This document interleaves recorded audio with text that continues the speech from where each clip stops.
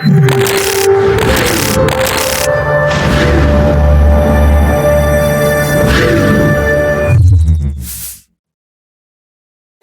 the previous class, we explained the topic, things Christians should not do.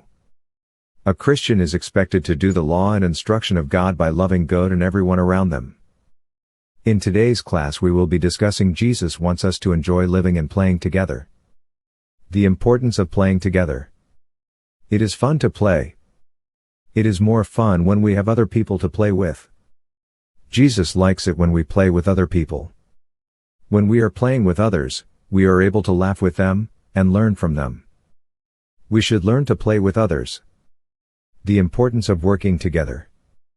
When it is time to do some work at home, like arranging your room or sweeping a room, you like it when your brother, sister or friend helps you. This is because you are able to do the work faster when you are working with others. We also do a much better job than we would have done alone. So, it is important to learn to play and work with others, and to enjoy doing so,